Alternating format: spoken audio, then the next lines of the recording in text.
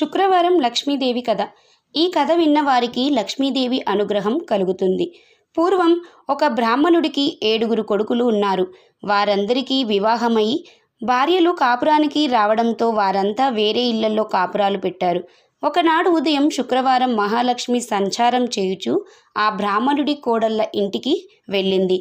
ఒక కోడలు ఉదయాన్నే పిల్లలకు భోజనము పెట్టి తాను కూడా తినుచుండెను.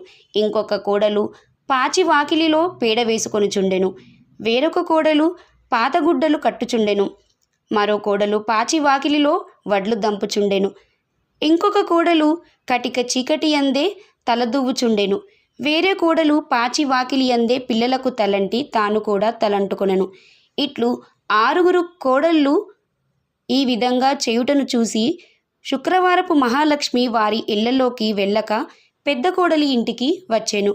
ఆమె ఇల్లు అలుక్కొని వాకిట కల్లాపు చల్లి స్నానం చేసి పసుపు రాసుకొని బొట్టు పెట్టుకొని కట్టుకున్న బట్ట భర్తకు ఇచ్చి తలుపు వెనుకన కూర్చుండెను.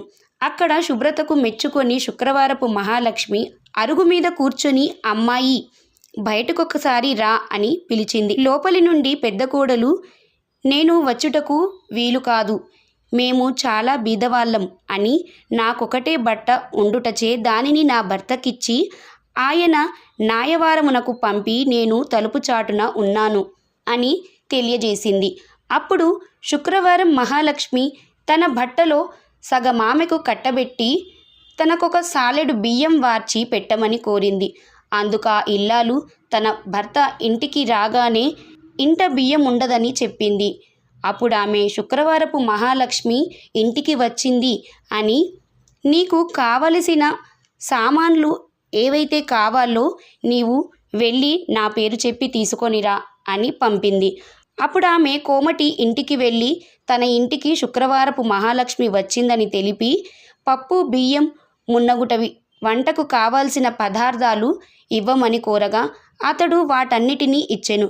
తర్వాత ఆమె అదే విషయం చెప్పి తెలుకలవాణి ఇంటి దగ్గర తెలగపిండిని, నూనెను, కంచరి ఇంటి దగ్గర పాత్ర సామాగ్రిని, సాలెవాణి ఇంటి దగ్గర బట్టలను తీసుకొని ఇంటికి వెళ్ళి 4 పిండి వంటలతో నవకాయ పచ్చళ్లతో శుక్రవారపు మహాలక్ష్మికి వడ్డించెను. అంతలో ఆమె భర్త ఎడమూట పెడమూటలతో సంతోషంగా ఇంటికి వచ్చెను. ఆ దినమున అతనికి సంతృప్తిగా నాయవారము దొరికెను. అతనికి ఆమె భోజనం వడ్డించగా దానిని భుజించి అతడివి ఎట్లు వచ్చినవని తెలిపెను.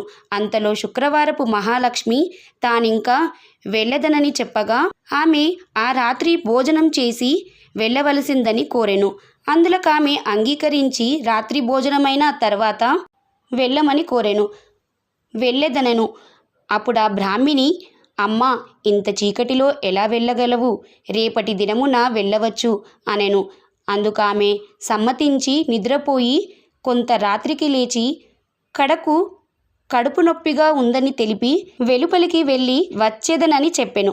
అందుకు ఆ బ్రాహ్మిణి చీకటిలో వీధిలోనికి వెళ్ళవద్దు, ఆ మూల కూర్చొను అని అనెను. మహాలక్ష్మి అట్లే 4 మూలల యందు కూర్చొని తెల్లవారుజామున మాయమైపోయింది. ఆ బ్రాహ్మణి నిద్ర మేల్కొని ఇల్లు బాగు చేయుటకు చీపురును చాటను బట్టి గది మూలలను చూచెను. 4 మూలల యందు 4 బంగారు కుప్పలుండుటను చూచి ఆమె మహదానందము నొంది భర్తకు ఆ విషయాన్ని తెలిపింది. అతడు లక్ష్మికి తన పైనున్న దయను తలచి భార్యతో సంపద శుక్రవారం నోమును నోచి భాగ్యముల బడిసి భక్తి విడువక సంతోషంగా ఉండెను.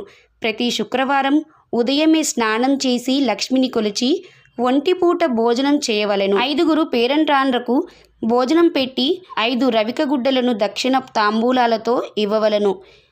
ఈ విధంగా ఎవరైతే లక్ష్మీదేవిని శుక్రవారం రోజు పూజిస్తారో వారికి లక్ష్మీ కటాక్షం లభిస్తుంది. సర్వేజన సుఖినో భవంతు.